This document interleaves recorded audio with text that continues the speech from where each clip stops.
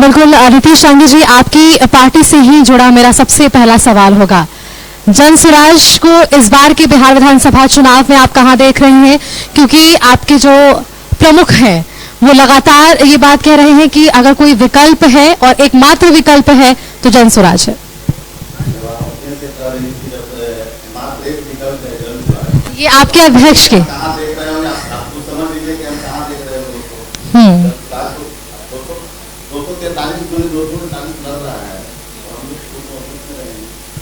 एक राजनीतिक सलाहकार से लेकर एक जन आंदोलन और एक राजनीतिक पार्टी, इन तीनों चीजों में अगर जनसुराज की बात हो तो जनसुराज सबसे पहले कहां खड़ा उतरता है?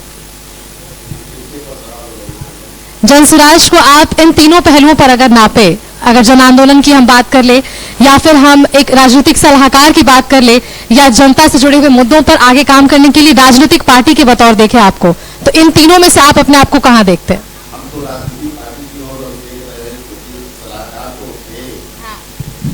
हम राजनीतिक पार्टी के तरफ से राजनीतिक पार्टी है और राजनीति के काम कर रहे हैं, तो राजनीति पार्टी कैसे कैसे काम करेंगे आगे? आगे क्या काम करेंगे आप? अभी देखिए, जो अभी तक किसी इस विषय पर चर्चा नहीं किया है, शिक्षा की बात पर कोई चर्चा नहीं करता है, रोजगार की बात पर कोई चर्चा नहीं करता है, पलायन के बात पर कोई चर्चा नहीं करता है, और अभी के डेट में सबसे ज्यादा जो समस्या है स्वास्थ्य के विषय पर बिल्कुल कोई बात नहीं करता है। तो हमारा जो मुद्दा है सब पार्टियों से अलग है।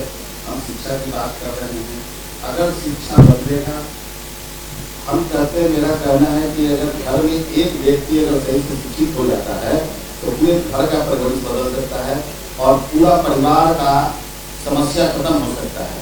अगर घर में एक व्यक्ति को पढ़ने से, शिक्षित होने से पूरा परिवार और घर संभल सकता है, तो इस तरह से समझ लीजिए कि हर गाँव और पंचायत अगर शिक्षित हो जाएगा से, तो बिहार का रूपरेखा और दशा बदल सकता है। तो इसके लिए आपकी तैयारी क्या है? क्योंकि शिक्षा पर आप बात कर रहे हैं, तो हमारी तैयारी इसमें क्या है?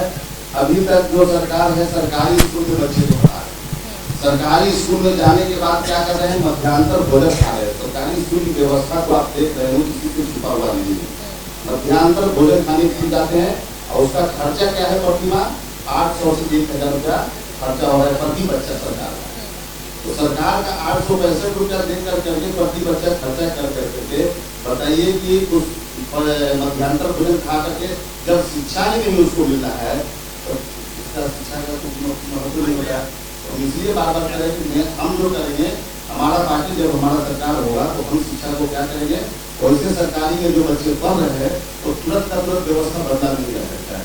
तो इसके लिए उन बच्चों को हम 800 से 1000 रुपया जो उनका सारा महीने का फीस होगा वो हमारी सरकार देगी और वो हम गारंटेड, अभी गारंटेड एक 15 लाख कार्ड बना कर देंगे। मैनिफेस्टो में इसको शामिल रख रहे हैं। एकदम शामिल परिवार लाभ कार्ड में सबसे पहला यही है।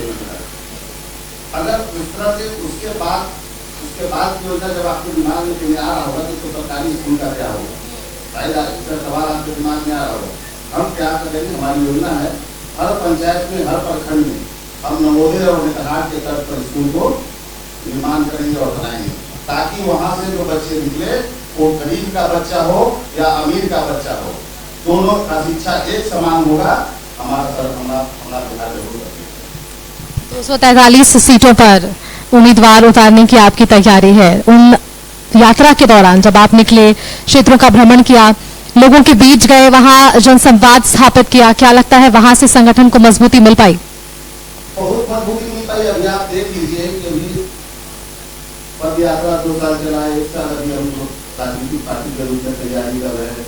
आप वोट रात देखिए और जनता का समर्थन देखिए। हमारा एक सभा नया दल होने के बाद भी हर सभा में हमारे पास भीड़ जो जन सैलाब आपको दिख रही है वो जनता का प्यार दिख रहा है, जनता का आकर्षण दिख रहा है। जनता पूरी तरह से बदलाव के चक्कर में है, टूट चुकी है।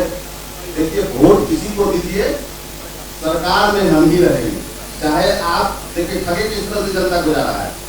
आप जेडी को वोट दे दीजिए या बीजेपी को वोट दीजिए या जदयू को वोट दीजिए या हम पार्टी पर कोई भी क्षेत्रीय और नेशनल पार्टी है, वोट किसी को दीजिए, सरकार मेरा रहेगा, कुर्सी पर हम ही रहेंगे। क्या आप दावा कर रहे हैं? दावा कर रहे, सामने दिख रहा है। 15 साल से 20 साल से जो देख रहे हैं क्या हो रहा है? जनता तो वोट दे रही है आरजेडी समझ करके, क्या हो रहा है? सरकार पे वही है।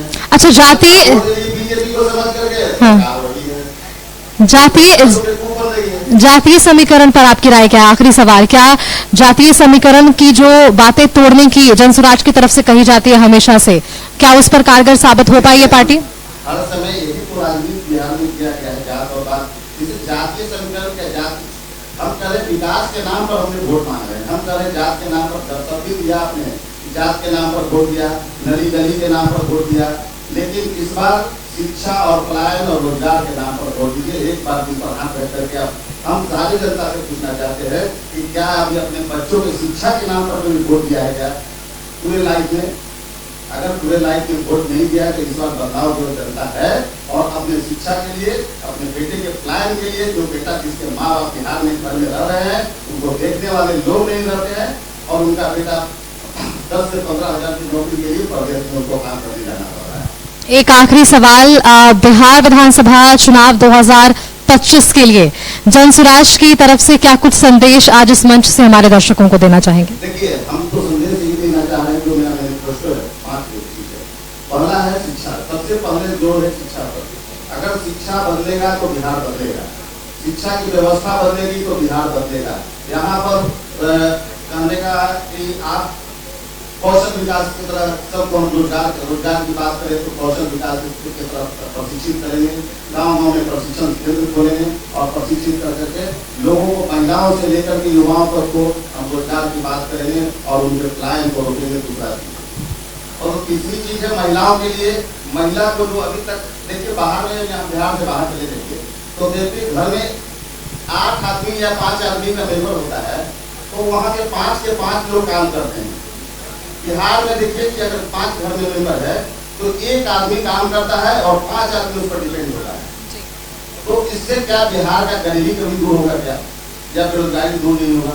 अगर 1 आदमी कमाने वाला है 5 आदमी का, अगर ये क्यों हो रहा है?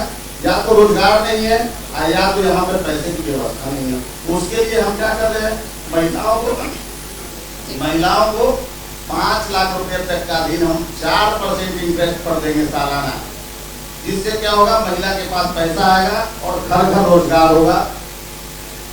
रोजगार होने के बाद अगर इससे रोजगार होगा तो मेरा हमारा पलायन रुकेगा, हमारा बेटा, हमारा बच्चा, हमारा भाई विदेश में प्रदेश में कमाने के 10 से 15 हजार की नौकरी करने प्रदेश में नहीं जाएगा। तीसरी बात, तीसरी सुन लीजिए, चौथी भी है और भी है बात, मैं सुनूंगी, ये मंच आपके लिए ही है, बोलिए। चौथा चीज है वृद्धा पेंशन, जिसको हम बोलते हैं 60-70 दिव्यांग पेंशन या वृद्धा पेंशन की बात करें तो उसमें अभी तक देखिए सरकार दे रही थी 400 रुपया, 400 रुपया उनको मिल रहा था। 200 रुपया क्या होता है, वृद्ध आदमी है, वो 70 साल की उम्र में पैदल नहीं कर सकते, तो उन्होंने क्या करते, 400 रुपया निकालने के लिए 200 रुपये का रिक्शा भाड़ा कर लेते थे और 200 रुपया बैंक से निकालने के लिए वो आदमी जाता था बैंक।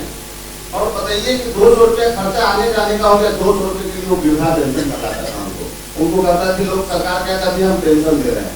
अभी जन प्रधान किशोर जी ने घोषणा किया कि हम 2000 रुपया वृद्धा पेंशन देंगे, तो आनंद में भी 12 से 12 रुपए। लेकिन नीतीश जी देखिए ना, राजनीतिक पार्टियों की तरफ से जब भी घोषणाएं होती हैं और मैनिफेस्टो में जिन बातों का जिक्र होता है, थोड़ा मुश्किल हो जाता है जनता के लिए उस पर भरोसा करना, क्योंकि कहीं ना कहीं वही राजनीतिक पार्टियां चुनाव जीतने के बाद मुकर जाती है। अभी तक तो देखिए भरोसा करके 70 साल तो भरोसे किए हैं, 70 साल तक ठगे गए हैं। हम कह रहे हैं कि लोग कहते हैं जुबान से, हम परिवार लाभ कार्ड बना करके गारंटेड दे रहे हैं कि भैया हमारा सरकार आएगा, एक कार्ड ATM की तरह आपका काम करेगा और कोई मुखिया और इसका जरूरत नहीं है, आप डायरेक्ट उसका लाभ ले सकते हैं। किसी के पास पैरामीटर नहीं, वार्ड सदस्य इसके साथ पैरामीटर नहीं जाने का जरूरत नहीं है, उस कार्ड का लाभ डायरेक्ट ले सकते हैं। चलिए, बेहद शुक्रिया नीतीश जी आपका हमारे साथ जुड़ने के लिए। आपने बातचीत की, अपनी पार्टी का स्टैंड क्लियर किया है कि किन मुद्दों के साथ आप इस बार चुनावी रणनीति के साथ आगे बढ़ने वाले। बेहद बहुत धन्यवाद, और आप लोगों ने हमें यहाँ आमंत्रित किया।